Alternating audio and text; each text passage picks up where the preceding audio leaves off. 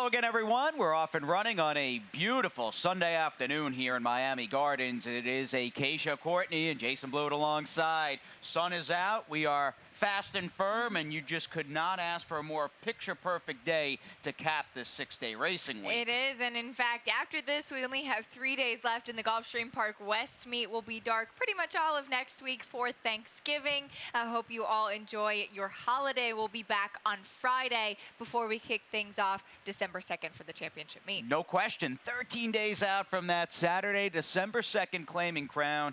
We've been hard at work mining interviews with horsemen who have horses nominated that we might see at Gulfstream Park on that opening day, Saturday, December 2nd, the 2017 claiming crown. Now, again, 11 races on this day number 37 at Gulfstream Park West, and one intriguing and maybe surprising to an extent note to be made is the fact that the portable rail, which had been set all week long at 20 feet on the turf course, has come down, so there's no inside rail up. So do note that in your program, it does list all of the turf races with the rail at 20 feet.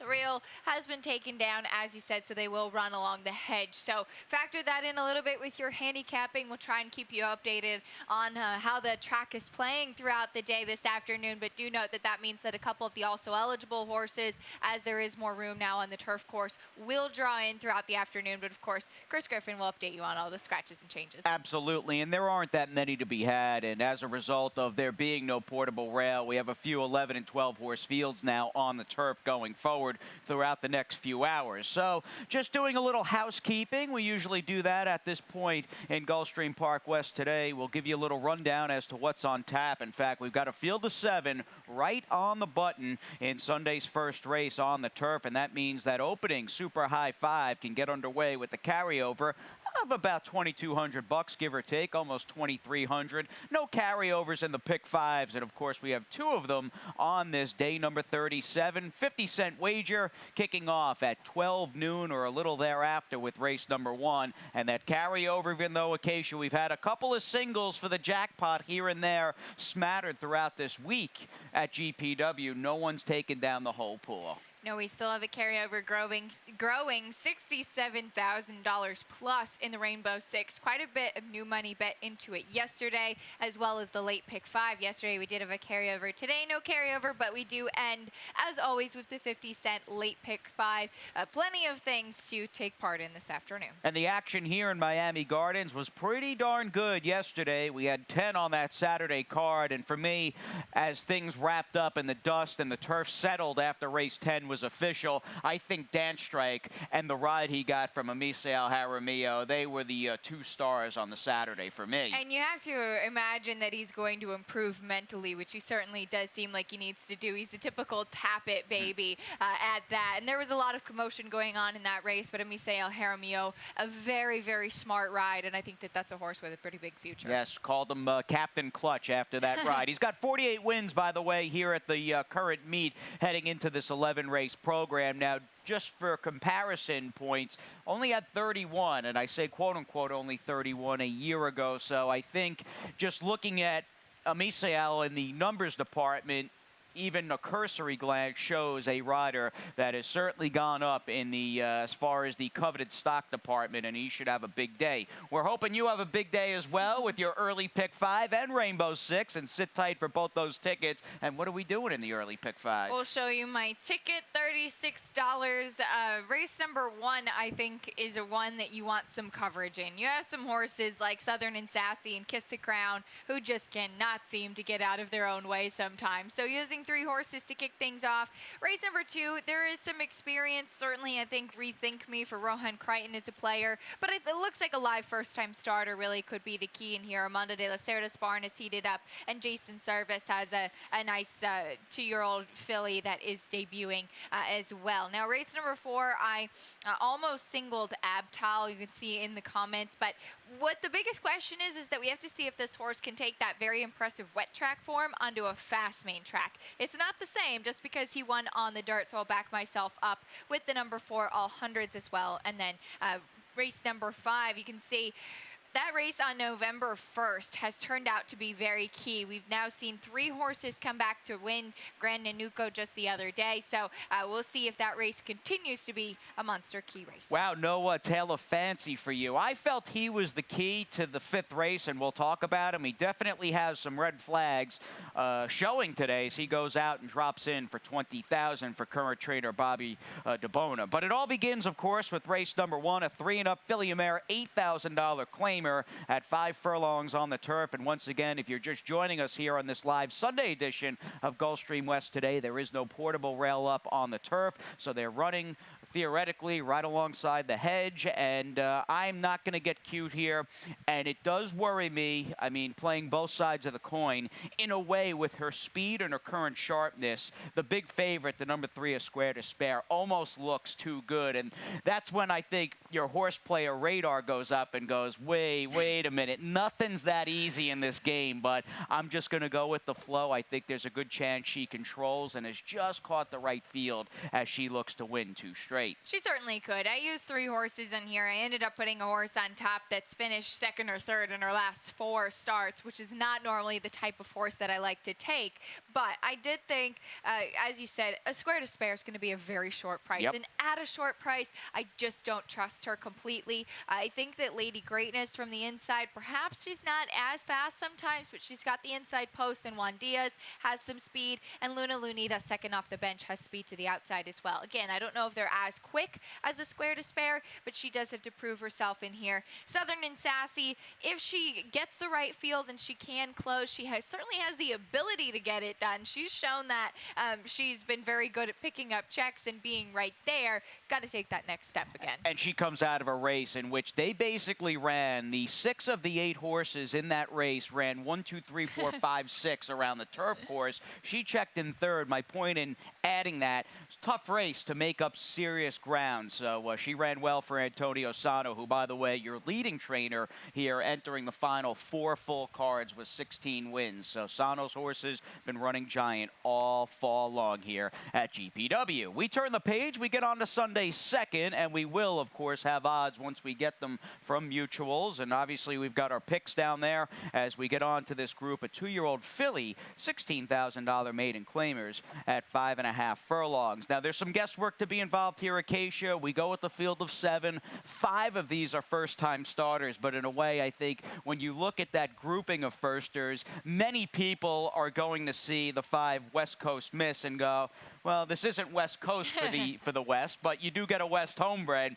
It's Jason Service, and then when you start to dig around in trainer stats that are relevant, we've got a number to show you. And again, when you look at the sheer volume and the percentage at which Jason has batted in situations just like this, 2-year-old firsters in maiden claiming races, 33%. I think a lot of people are going to say, you know what, just give me the 5 West Coast Miss, and we are a part of the majority. Yes, absolutely. I looked around really with stats for pretty much everybody in this race, and certainly that was one of the strongest ones that you do come up with in here. A barn that does very good work. Albin Jimenez in the saddle, and they've actually won a couple of races together so far this meet. Not any sort of flashy pedigree. She does debut for the 16,000. She's out of a mare that was 0 for 8, and this is her first full.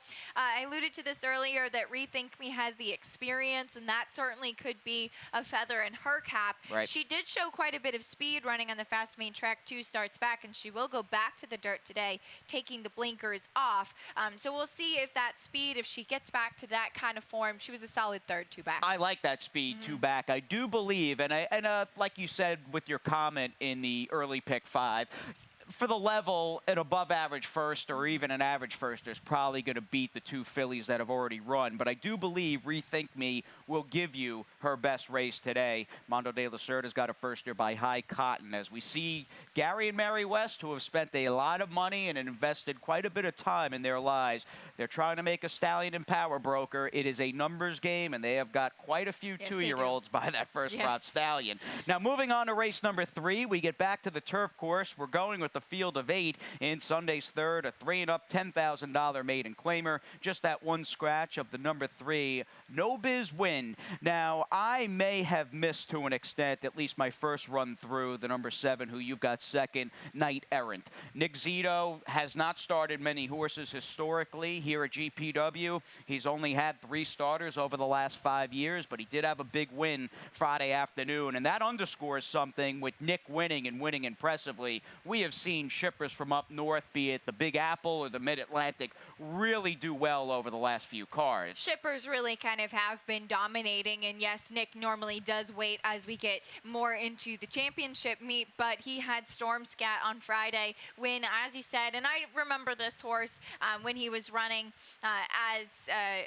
back here in Florida during the championship meet, and he was always kind of right there in pretty solid competition. In the maiden 25, maiden 50, he's still trying to break his maiden. He is 0 for 10, but he is a horse that I'm going to use, apprentice Nicky Figueroa in the saddle. I did land on top, though, the number 2, Golani. I think the class drop's going to be key. If you have a race like he ran last time out, he should win this, especially running against slightly lesser competition. Now, for me, the 9, Cousin Tino, and by the way, with the number 7, Knight Errant, I think what really, at least as far as a first blush went, what turned me off, the last 2 races of his have been pretty poor. I get he's in today at GPW, and it's a $10,000 maiden claimer. Tino's. Yeah, Cousin Tino was awful before the layoff. Now, they had run him August 10th in an off-the-turf race. That didn't work out. They jammed him back in 9 days later, and he just did not pick up a hoof from an outside post. Fact that they've given him a little time and he's got some races. This is one of these horses, for full disclosure, I had chased unsuccessfully, obviously, over the summer. My feeling in picking him here, I think from a talent standpoint, this is a good spot for him to show one of his better races, and he's laid up. And it just seems, and even talking about Southern and Sassy in the first, Antonio's horses, even the ones that are more heavily raced and even the ones that are heavily raced and might even be running in these lower level claiming races or maiden races, a lot of the times they seem to really kind of step up and surprise and overachieve at big prices. So that's what I'm hoping Cousin Tino has in the cards today. Certainly could, and this is the type of barn that you can't write off a long-time maiden or Definitely. a horse that's kind of been knocking on the door, even if it is a horse at a big price that just does end up picking up a check. And as you said, many of them have raced frequently and not missed many of the events every couple of weeks or what have you. They dance a lot of dances. They do dance a lot of dances, but they keep their weight, they keep their mental stability, so I think that that's really a key, and a hat off to the trainer. All right, as we move on to race number 4, we will get on to our opening spotlight on this Sunday edition of GPW Today, and it concerns the senior citizen on today's card, the lone 8-year-old running on day 37 this November 19th at Gulfstream West, the very likable and honest Abtal, who, as we look back to his last race, you could take us through. This horse can grind away with the best of them. He certainly can. Now, he was the number 6 that day. This was first off the claim for trainer Elizabeth Doubles, and you'll see there's actually 2 sets of the imaginary silk. So we're watching the purple cap. In the green cap is his stablemate, Warren's Joe T. So Warren's Joe T ends up setting the pace and drifting. If we can just freeze right there, here's where everything kind of makes the difference. Amisael Jaramillo, again, we're looking at the purple cap. He has Abtal out here. Instead, he decides to bring him inside, and that makes all the difference, where he's able to get inside as we let it roll on that wet track to end up getting the win. And it's the 2 stablemates down to the wire, which you have to imagine the connections were pretty happy about this, because they were going to win the race either way. He's now a gelding. He's second off the claim, excuse me. He's got to handle the fast track, as he seems to love the wet track. That's the question with him, and he's got to pair up, I think, victories here in a race that might be, looking at some of the names, maybe slightly a notch tougher than at off-the-turf claimer that he comes out of back on October 21st. And I say that, and I'm happy to see that you use the 4 all hundreds in your early pick 5, because I feel as though this horse is going to run really well today. Is the main danger to Abtal is a little more tactical and handier. Abtal is way more of a one-run grinder, and all hundreds might be able to get the jump on him. And it's just a case, as he goes off the claim for Steve Caceres, I feel as though they just get back to basics with the horse, who this is where on the dirt he belongs. If you look at his 2 most recent victories, both of them were 62.50 and on the dirt. When he was claimed for trainer Manuel Carrasco, they stepped him up into allowance company, an optional claiming company, and certainly he was well beaten. He's been successful on both the turf and the dirt. I think the dirt at this level is just where he's best. Yeah, that's my feeling, and that's ultimately why I picked him on top. But a nice little matchup, and maybe some tactics involved there in race number 4 between all hundreds and the 8-year-old Abtal. As we move on to race number 5, a little ground to cover in this $25,000 to $20,000 3-and-up claimer on the turf at 7.5 furlongs. And for me, I almost reluctantly picked, and maybe a case of kind of taking the easy way out with the number 5, Tale of Fancy, who's got, I mean, back class for days against this field. But that is also playing devil's advocate and looking at or trying to really look at all the angles. It does feel with a horse who has obviously run giant races on the turf in the past, relatively speaking, and was picked up off one of the best trainers, and certainly old school in every sense of the phrase, in Barkley Tagg back in June for $40,000. This feels, for Bob DeBona today, this is kind of a give up as they drop this horse in for $20,000. And with the championship meet at Gulfstream less than 2 weeks out, I would not be surprised if this horse was actually claimed away from Bob DeBona. We'll show you a stat again, trying to just cover all the bases today. It's a very good trainer who may not give you 1,000 starters on the year, but this is a barn that normally bats about 20% and higher. However, these drop downs have been far from automatic, and I did want to send that stat in and point out at times I guess these horses might just be taking a bit of a nosedive in the form department. And you still like him. I still like him because he's going to get loose. I agree. He's going to get loose. He's got the speed to control this race, and turf is where it's at. I know he won that off the turf race 2 starts back. In the end, he was just over his head last time. I mean, those were claiming crown type turf horses he was in against on November 5th. I'm not going to hold that 5th place finish against him. The drop in his speed are so severe. They've got him to catch it. Even though the red flags are there, I still took him on top. I agree. He's a tough horse. He's got a lot of early speed. That being said, he should not have been over his head last time if he actually was running back to his back class. He's the type of horse that was successful against 62,000 allowance optional claimers at Belmont last year, and it was a long time ago. And now I know he's second off the bench last time, and De Craziness has been very good lately. He's got a lot of speed, and then they just drop him into the 20,000, as you said.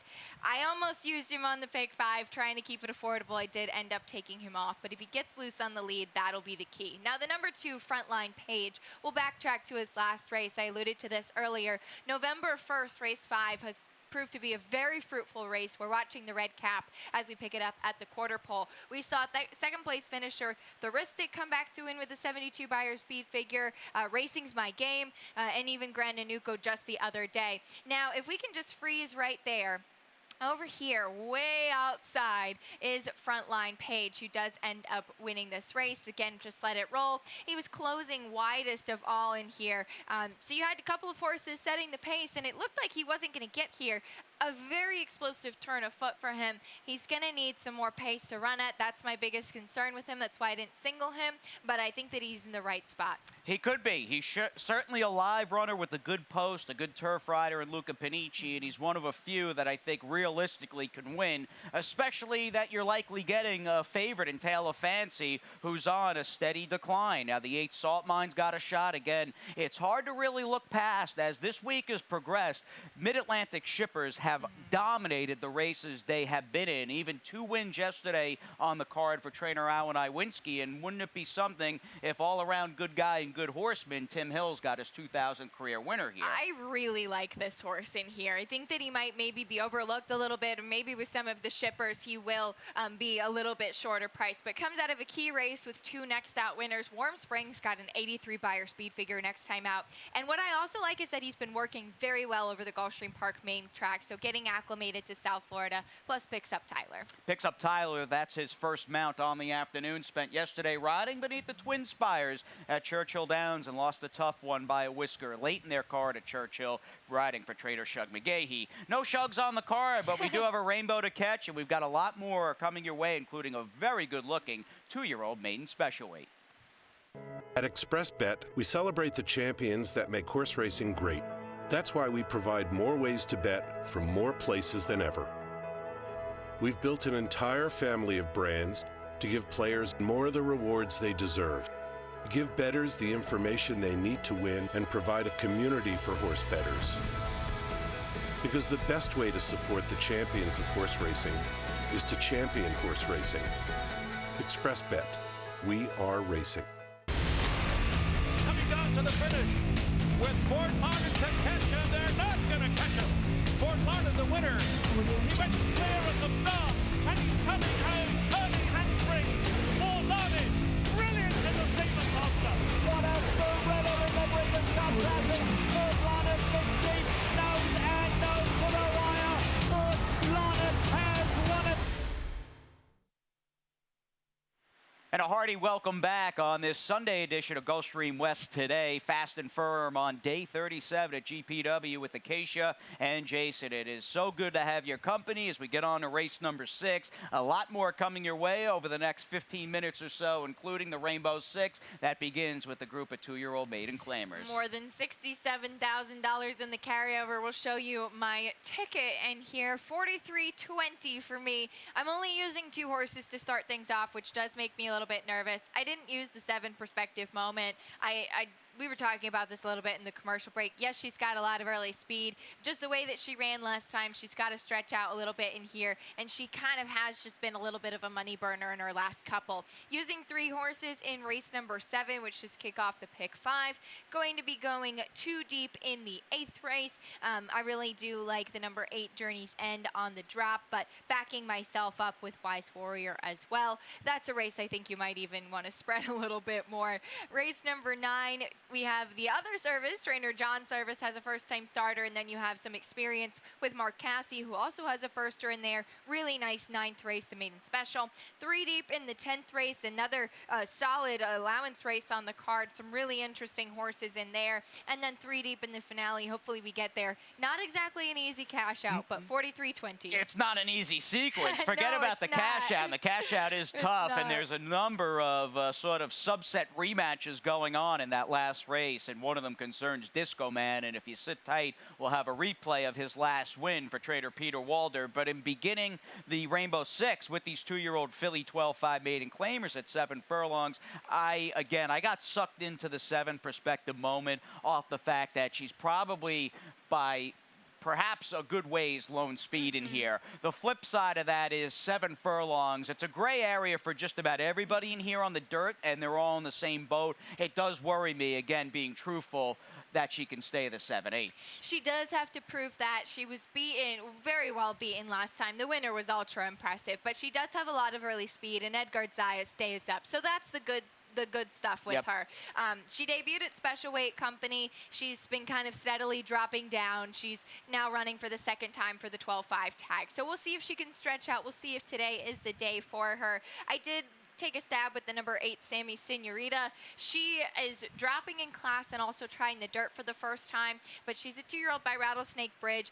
The dam was a dirt sprinter, and actually the other foal to race her half sibling was a 6-time dirt sprinter. So pedigree suggests that she should be able to handle the switch. Marcos Manessa has been riding in very good form lately. He switched agents fairly recently to Walter Blum, and I think that combined with some loyalty from some of the people that he was riding for, like Antonio Sano before the meet began at Gulfstream West. You combine all that stuff, and he's just got a nice little groove and synergy going, and I see it too. Marco's been good to me. He's ridden quite a few nice priced horses, and he's a very good rider who's in a good zone. How about a quick pop to the inside horse, Inspire Me, who is shipping down, and a rare Mike Stidham starter here at GPW as this horse comes south from Delaware Park. We've seen a couple shippers coming from the Mid-Atlantic, as you said, more and more each day it seems, and this one has some solid form to work with. She was a pretty distant 2nd last time, again kind of going down the claiming scale, but we'll see how she takes to South Florida. All right, perhaps a little pit stop on the way to Tampa Bay Downs over the winter with a very good horseman in Mike Stidham. Now, moving on to race number 7, we've got a field of 11, and again, speaking of 11, it's an 11-race card, so the late pick 5, fairly late on the Sunday card, gets underway with this 3-and-up Filly-A-Mare 2 Lifetime Claiming race, in which I decided to use, as we show you, my late pick 5 play. I opted to use a couple coming out of the same race, and you don't have to worry about Taco Wayne Shot or the 8 Little Baby Bella liking and having a relative affinity for this turf course. Taco Wayne Shot's running for the 5th time this meet, and Little Baby Bella, this is her 4th start, and they're both in respectable form, so that's good enough for me. You had mentioned in giving a long look, and you had toyed with singling the drop-down Journey's End in the 8th, and ultimately that's where I went as the single. He is just a new face, and to be honest, anything close to that effort 2-back, the neck win against Cantaclaro on October, that will bury this field, I think, in today's 8th. I agree with you. That does look to be the right spot for that horse. Love the 9th race. You've got 2 in the in that turf maiden race for 2-year-olds for Mark Cassie. New Atlas has got the best turf form.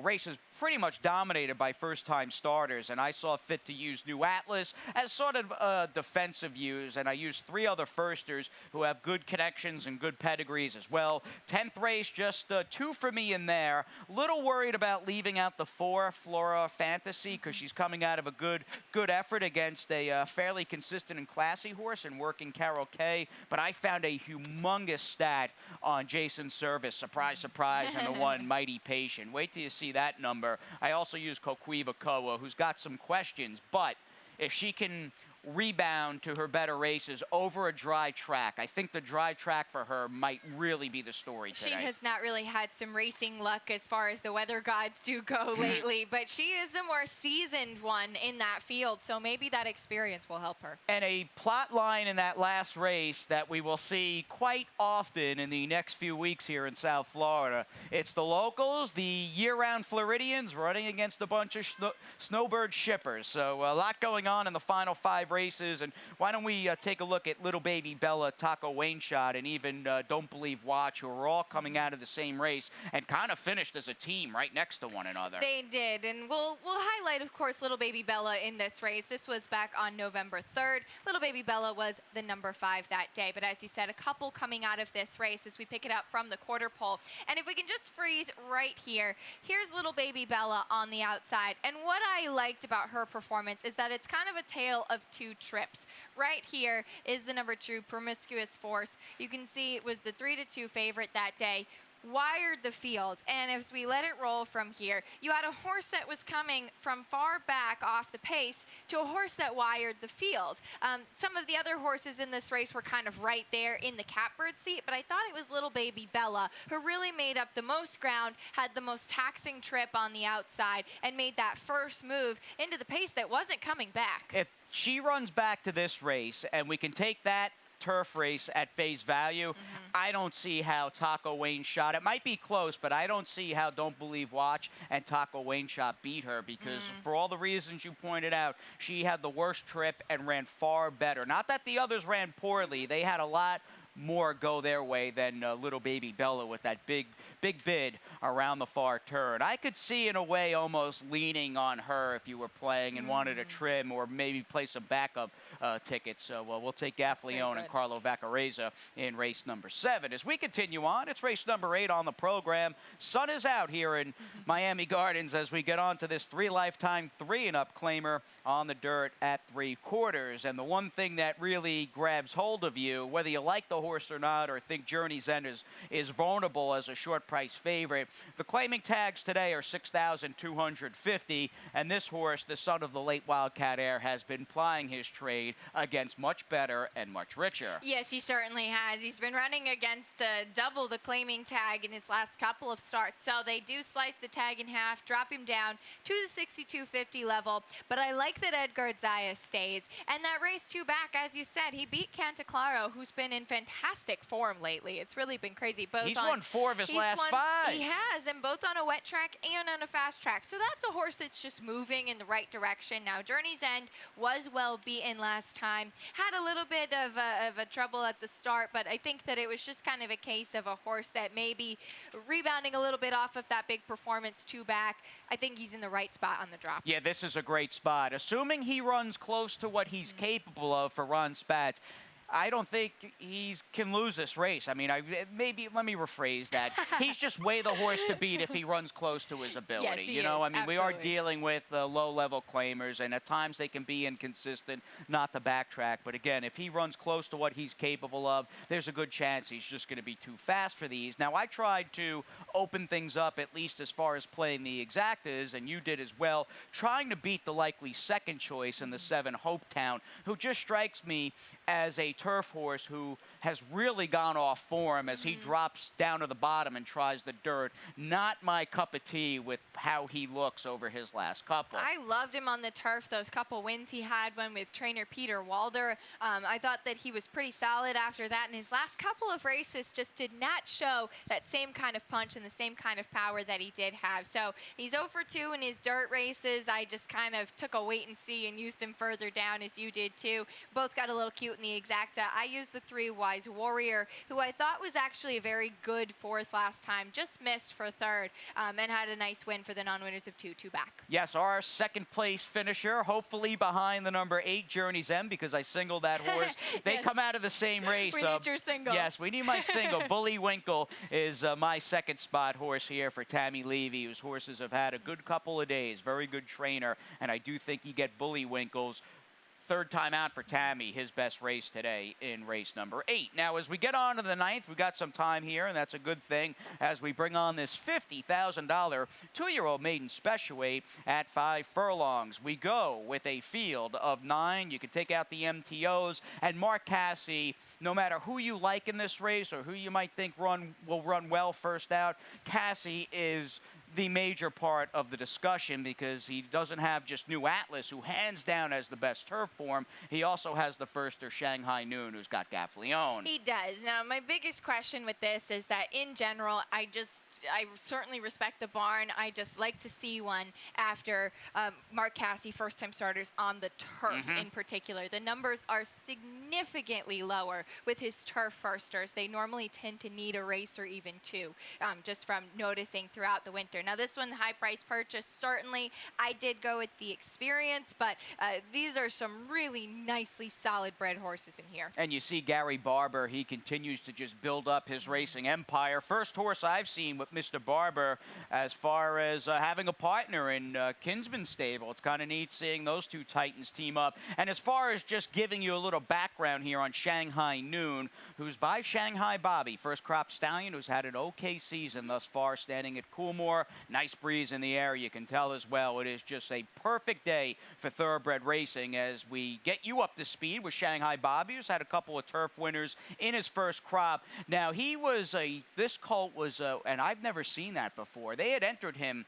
twice, Acacia, in back-to-back 2-year-old and training sales earlier in the year. He breezed in both of them, yet did not bring his reserve. So he runs here, doesn't run for a claiming price, and the mare's been fairly prolific. So I guess with Shanghai Noon, tell us about the one window table, because I love Stormy Atlantics on the turf. That's exactly my thought, too. And there is actually a little pedigree on the bottom side as well. The dam was a graded stakes winner. She was 0 for 1 in her only turf start, but the only sibling 2 race was a grass winner. Does have to deal with the rail on debut, but I like the solid work to have at Palm Meadows. All right, a good one coming up in race number 9. Can't wait for that as we get deeper into the program. In fact, 9 down, 2 to go. Sunday's 10th on the dirt. This will be the last dirt race today. Late double begins with a very competitive Florida allowance optional claimer. These are Florida bred allowance optional claimer. 3 and up, fillies and mares, and my wise guy horse. You got it. Maybe not such a wise guy horse. I saw Mike Welsh pick this horse as well. We might be dealing with a lot of weight to carry now. way over bet 8-5 shot or something like that off a 5-1 morning line on the inside run of the one Mighty Patient. Why don't we look at the replay of this Jersey shipper who seemed, albeit against much cheaper, to really get her act together up at Monmouth. I thought this was an impressive race from her. Now, the short comment, and she's the number 7 as we pick it up at the quarter pole, taking a trip up to the Jersey Shore for a Monmouth replay. But she is going to be closing very wide. Now, she did get out a little bit awkwardly. If we can just freeze it right there, as we can highlight. She's out over here. Now, she has all of this ground to make up to make this big sweeping move. And that's what I really liked about this performance as we let it roll from there. Again, out a little bit awkwardly, but she was towards more towards the back of the pack, which I just think is kind of where she prefers to be. Really put everything together, and I thought finished up very nicely. And the fact that this win, keep in mind, this was a 7,500 down to 6,500 claimer in Jersey, and she was 3-5. But the fact that Service ran her a couple of times, pretty cheap, all things considered, for owner-breeder Dennis Drazen. That's not the case here today, because this horse does not return for a claiming tag, doesn't come back in a claiming race. And if you're wondering how Service does moving horses up who are theoretically in good form, well, take a look at this stat, because, man, my jaw hit the floor when I punched this in. 19 for 42 for 45%. We're talking last out winners making that claiming to allowance jump, and Mighty Patient fits this stat to a T.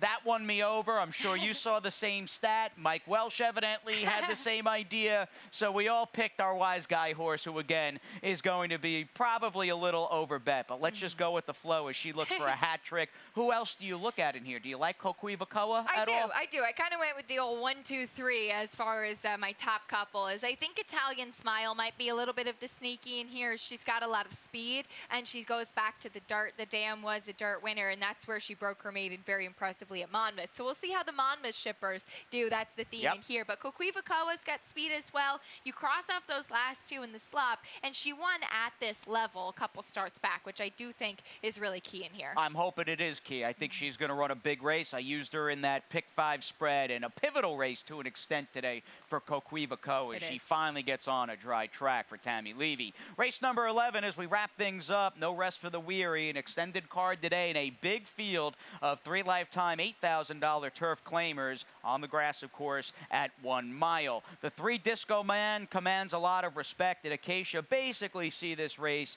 the same way. We like Disco Man, and then we like a couple of horses towards the outside. The Kelly Breen shipper, Animal Trick, and our Cat Daddy, who might be a little questionable, I thought, staying the 1 mile. But tell us about Disco Man and the trip this horse was able to pull last time. Well, this was quite the trip, and we're going to start off with the break to show the beginning of this race. Now, he is the number 11, so he's drawn outside. And what I wanted to highlight here as we let it go is that he just had a tough time getting into a pocket, and so was very wide at the start of the race, if we can just freeze right here. Now, here at this point, he's right there, and Misael Jaramillo is trying to now take him back and get into a spot as we let it roll before they head into the first turn. Otherwise, he'd be parked very wide. This is normally a horse, and he won 2 back, showing a lot of early speed. Now, if we can just freeze again, he's buried in here, and he's had to kind of weave through traffic after settling back. We'll let it roll again.